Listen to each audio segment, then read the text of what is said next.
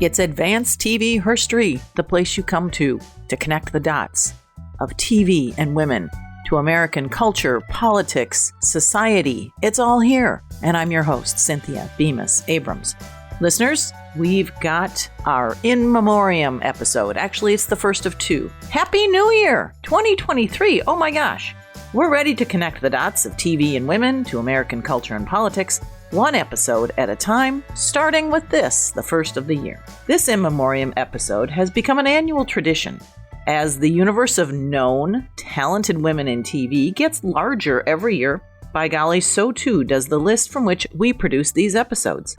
A few things I've learned from this and past years is that, and this is almost a PSA, cancer remains a killer. I don't say that to alarm you, but rather a reminder that mammograms, I just had mine yesterday, colonoscopies, and annual exams at the gyno's office are important.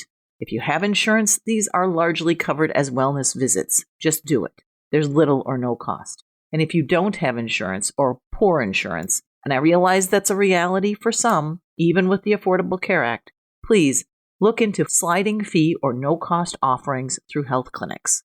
In the entertainment world, health insurance is a benefit that is rare. Musicians, actors, writers, many of them just don't have insurance.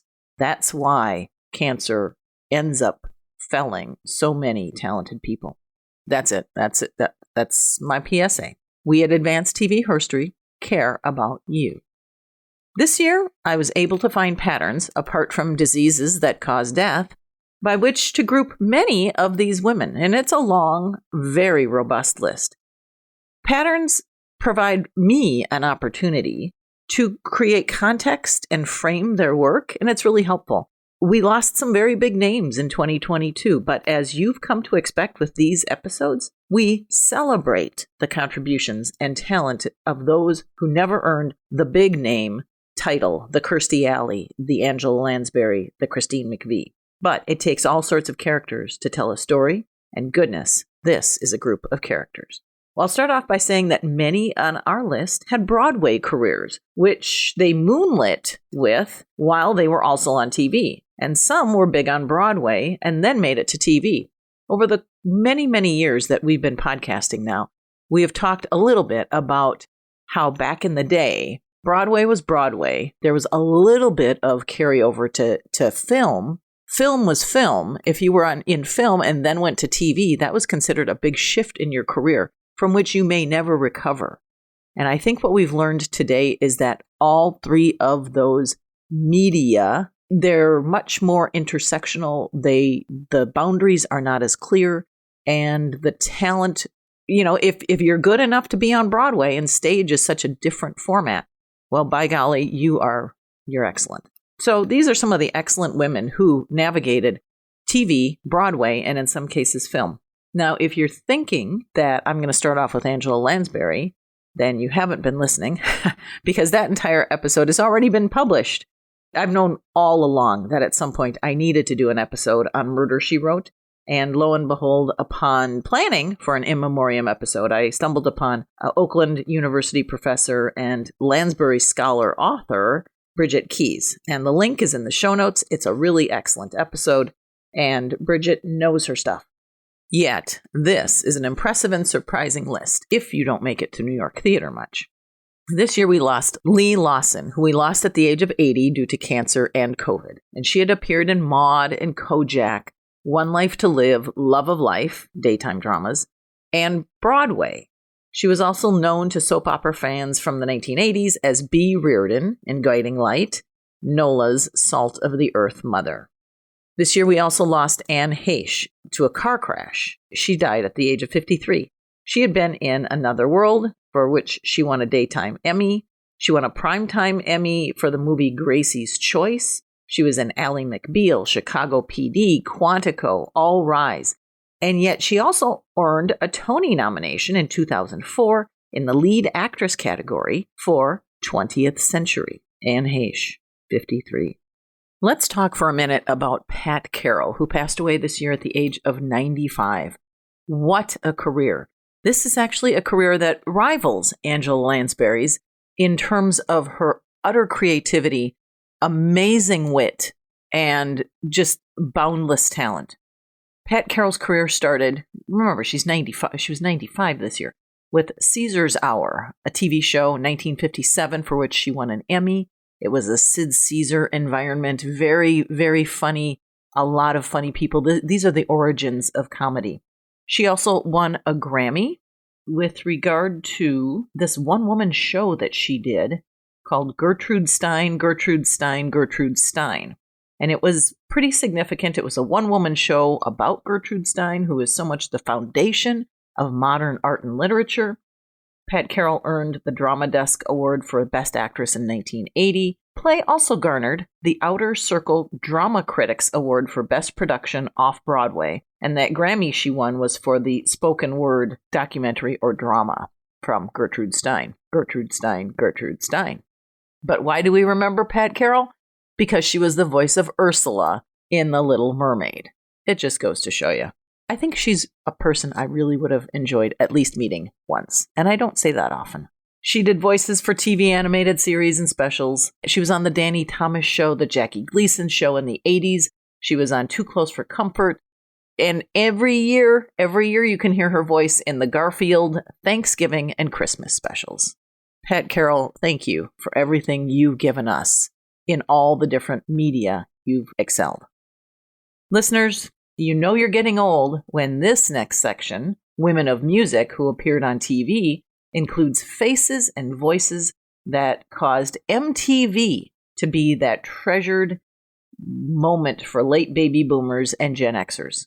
Oh boy. We will start off with every single person in this category is a big name, so I can't say this is the biggest name, but this is the one that struck me as most significant and the youngest. Irene Cara passed away in November at the age of 63. TV-wise, she had been on Roots, The Next Generation, and The Electric Company. Irene Cara, who sang the theme songs to Fame and Flashdance, What a Feeling, and appeared in Fame. There's an episode I did on Debbie Allen and all of that work in Fame that she did. Irene Cara just sits in people's... If you are of a certain age, Irene Cara is significant. So when news of Cara's passing became public, people poured out their stories of Irene Cara's influence on them. And while she had been removed from the public eye for years, it had been a long time, I'll admit, that I thought about Irene Cara. She represented this optimism and proof that hard work and talent could make you a star. She was Fame. And so on Twitter one day, one of those Twitter people, Erica Gimple, well, here's her thread, and it's really eloquent, very well written. Gimple's tweets from November 26, 2022. It is with profound sadness and shock that I share my thoughts and feelings about the recent passing of Irene Cara. Life is so fragile, and it seems to move so quickly. Irene's passing feels like a wake-up call to, quote, do what you love, and do it now. The first time I saw Irene on screen was in the film Sparkle in 1976. I was 12 years old. I watched the film at the Edison Movie Theater on 103rd and Broadway in Manhattan. This was the type of movie theater where people talked to the screen, so it was loud, visceral, and alive. This is Erica Gimple's thread. I was taken in by the film and the magic and Lonette McKee's work, and then the incredible talent of Irene Cara. Her singing and honesty in her work as an actress was captivating and so fully present in the moment. She lit up the screen. I also felt like I was seeing people who looked like me, people I was growing up with. I loved this film so much, and I loved Irene in it. Years later, I got accepted in the High School for Performing Arts, and during my first year, we got to see a private screening of the film Fame, which was based on my school. And there she was again, Irene Cara, leaping off the screen as Coco Hernandez. Watching her sing out there on my own and the iconic song Fame, I left the movie theater dancing down the street with my friends, so honored to be going to the school the film was actually based on. 2 years later, I get an audition for Fame the TV series and for the role of Coco Hernandez. I got the part. I have to admit it was a lot to step into, but I knew I had to make the role my own, so I gave everything I had to the character of Coco, and I loved her. Irene has a huge influence on my life. I had profound respect for her as an artist. She was a triple threat. In the late 80s, I got a call from Irene to be in her music video, Girlfriends. She had heard I roller skated, and the video is about an all-girls roller team. I gladly joined her. This is again Erica Gimple's Twitter thread. Life offers you moments where you get to connect with the person who has influenced your life in profound ways. That day was one of those moments. Dearest Irene, you will be missed, but your incredible legacy will live on. You were a trailblazer and will be respected for many years to come for your music that inspired millions of people around the world, plus a 12-year-old girl who you deeply touched. Me, Erica Gimple, on Twitter. Find Erica at Erica Gimple, ERICAGIMPEL, and you will see in her profile that she's an actor, singer, songwriter, writer, and producer. I tried to connect with her to get her to actually kind of say these words in her own voice, and she was unavailable to do so. But thank you, Erica, for those very eloquent words. What a tribute. Speaking of eloquence and tributes, we've got some more names. Loretta Lynn passed away this year at the age of 90, and by golly, she was a major force behind the development of country, folk, and Americana music. She is an icon in the music industry. But within TV, she appeared as herself in 151 different TV episodes or specials, including 3 episodes of Austin City Limits on PBS. She starred in a number of made-for-TV movies, too. Naomi Judd, also from the world of country music, starred in 12 episodes in 2011 on the Oprah Winfrey Network, The Judds, which was a documentary format series that followed Naomi and Winona on a cross-country music tour. Also in 2006, on the Hallmark Channel, there were 4 episodes of Naomi's New Morning, which was sort of a faith-driven, inspirational format. Of the 4 episodes, Dolly Parton was in 2 of them. I'm sure Dolly was doing everything she could to help Naomi make this into a hit. But Naomi's passing comes as a shock to her daughters, Winona and Ashley, both of whom are in the entertainment business. And even though Naomi had long battled depression, Naomi took her own life at the age of 76. Christine McVie of Fleetwood Mac, age 79. She had been recently diagnosed with cancer. And as a member of the hit group Fleetwood Mac, McVie's appearances on television were as herself. She did not appear in any Hallmark movies. We can credit MTV with bringing the visual component to music that was so educational as well as entertaining. It really did have an impact on women, whether you were a musician or not, whether you just liked music, to be able to connect a face to a voice. Every video of McVie is like enjoying a lesson in cool and precision. That's exactly who she, those are the only words I can think of. She just stood so straight and her posture was incredible. Remember her work in songs like Everywhere, Little Lies, and from her own solo album, which included Got a Hold on Me, Love's Got a Hold on Me. In 1987, she and bandmate Stevie Nicks presented at the MTV Music Awards, which were must-see TV for people of a certain age. Christine McVie. We will round out this list of musical icons by talking about Olivia Newton-John, passing at the age of 73, of cancer. And this is a woman who, for the most part, battled about a third of her life with cancer. She earned 2 Cable Ace Awards for concert specials, which was Olivia in Concert in 1983 and in 88, Olivia's Down Under.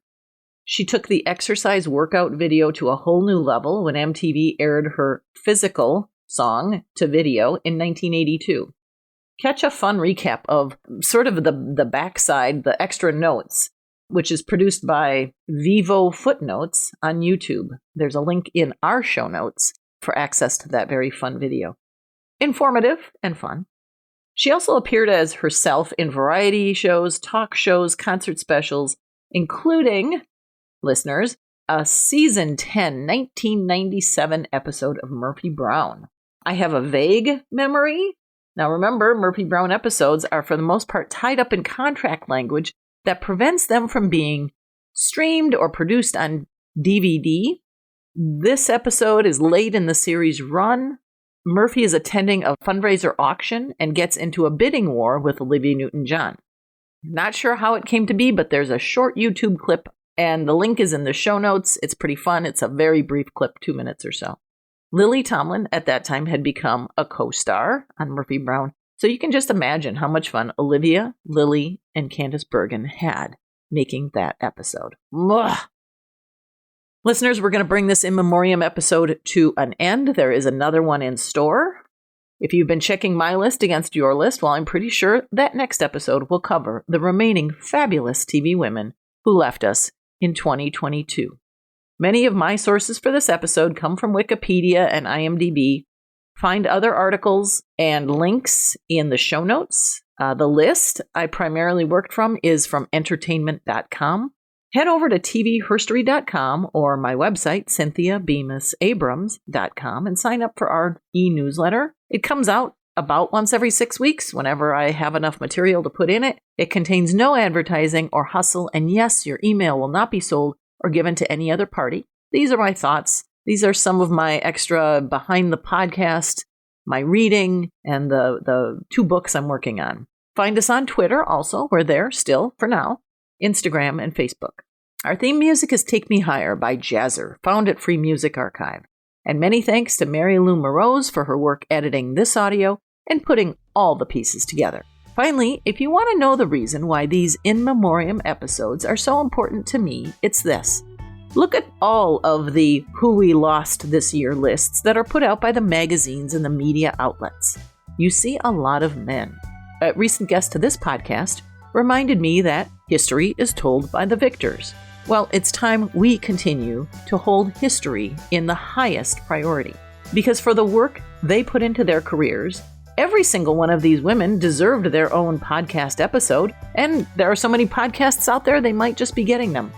For some, there is just not enough information available, but that's a bigger problem than you know, and it's one that I talk about frequently. The fact that there is so little information about some of these very talented women. But short of all of that, and beyond all of that, I'd like to remind you to praise and celebrate the women in your life while they are still alive. They are talented. They are hardworking. It costs nothing, and it makes you and her feel good. And brag about them too. Let's normalize bragging about women in 2023. That's why I'll be podcasting this year. I'm your host, Cynthia Bemis Abrams.